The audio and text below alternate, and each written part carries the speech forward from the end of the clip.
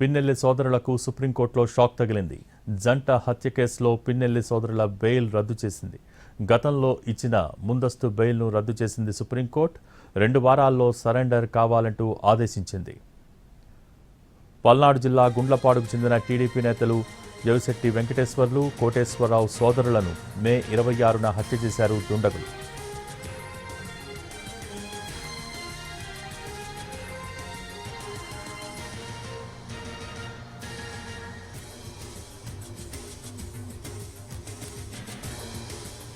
పిన్నెల్లి సోదరులకు సుప్రీంకోర్టులో షాక్ తగిలింది. జంట హత్య కేసులో పిన్నెల్లి సోదరుల బెయిల్ను రద్దు చేసింది. గతంలో ఇచ్చిన ముందస్తు బెయిల్ను రద్దు చేసింది సుప్రీంకోర్టు. 2 వారాల్లో సరెండర్ కావాలని ఆదేశించింది. దీనికి సంబంధించి పూర్తి సమాచారం మా ప్రతినిధి రాజు అందిస్తారు.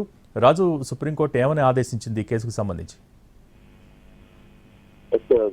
ఈరోజు సుప్రీంకోర్టులో పిన్నెల్లి సోదరులకు గతంలో ఇచ్చినటువంటి బెయిల్ పైన విచారణ జరిగింది. అయితే జంట హత్యల కేసులో ప్రస్తుతం బెయిల్ పైన ఉన్నటువంటి పిన్నెల్లి సోదరులను, అంటే పిన్నెల్లి రామకృష్ణారెడ్డి, వెంకటరామరెడ్డిలను అరెస్ట్ చేసి వాళ్ళను కస్టోడియల్ ఇంట్రాగేషన్ చేయడం వల్ల మాత్రమే ఈ హత్యల వెనుక ఉన్నటువంటి వాస్తవాలు తెలుస్తాయంటూ ప్రత్యేకంగా రాష్ట్ర ప్రభుత్వం తరఫున వాదనలు వినిపించారు. అయితే గతంలో కూడా ఈ వాదనలు వినిపించినప్పటికీ ఈ రోజు పిన్నెల్లి సోదరులు చేసినటువంటి రిజైనర్ విషయంలో సుప్రీంకోర్టు ధర్మాసనం సంతృప్తి చెందలేదు. పైగా ఖచ్చితంగా విచారణకు హాజరు కావాల్సినటువంటి అవసరం ఉంది, కస్టోడియల్ ఇంట్రాగేషన్ కూడా అవసరం ఉందని అభిప్రాయపడ్డారు. దానికి అనుగుణంగానే గతంలో సుప్రీంకోర్టు ఇచ్చినటువంటి ముందస్తు బెయిల్ రద్దు చేసినట్లు ధర్మాసనం స్పష్టం చేసింది. ముఖ్యంగా జవిశెట్టి వెంకటేశ్వర్లు, కోటేశ్వరరావులు ఎవరైతే ఉన్నారో వాళ్ళిద్దరి హత్య కేసుకు సంబంధించి సెప్టెంబర్ 4న సుప్రీంకోర్టు ముందస్తు బెయిల్ ఇచ్చింది. ఈ కేసులో A67గా పిన్నెల్లి సోదరులు ఉన్నారు.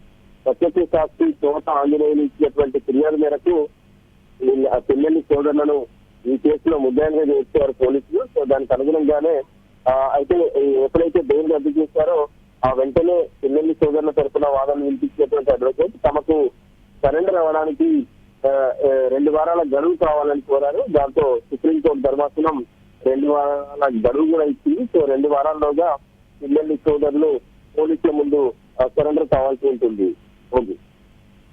Okay, thank you Raju.